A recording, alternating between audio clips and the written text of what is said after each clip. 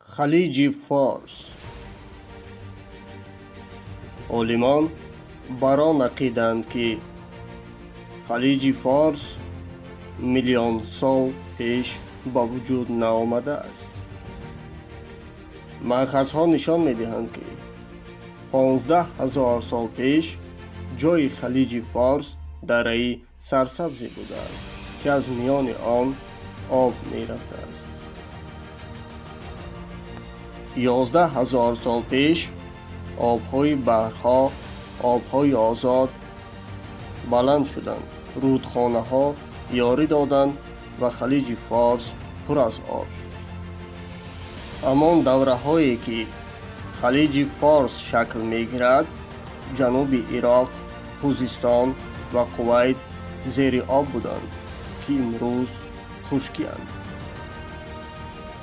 این خلیج در زمان هخامنشیان هم کلان بوده است و حتی در دوران حکمرانی ساسانیان هم.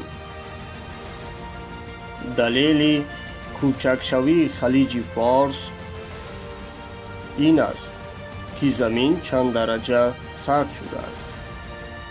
طبق گفته عالمان، اگر سطح زمین گرم شود، خلیج فارس کلان می شود. نخست شده از این آب آشوری ها می چشند و می گویند که این آب تلخ است. آن را آب تلخ می گویند. برخی از عالمان بر آن عقیده‌اند که تمدن نخست آدمان باهوش شاید زیر این آب ها باشد. نام خلیج فارس و یا پارس در کتیبه های زمان هخامنشیان یاد شده است. حتی 300 سال قبل از میلاد هم یونانیان از این نام استفاده برده بودند. این خلیج 237,000 کیلومتر مربع وسعت دارد. طول خلیج فارس 900 کیلومتر است. عرض متوسطش 250 کیلومتر. خلیج فارس سیومین خلیج کلانترین در دنیا است.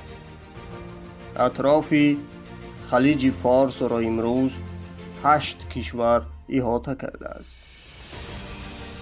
این خلیج را نخستین شده در سال 1960 راهبر مصر جمال عبدالناصر خلیج عرب گفته است که این خطا است. کشورهای عرب پولدار خواستند این نام تاریخی را عوض کنند، ولی تا حال خوشبختانه موفق نگردیدند.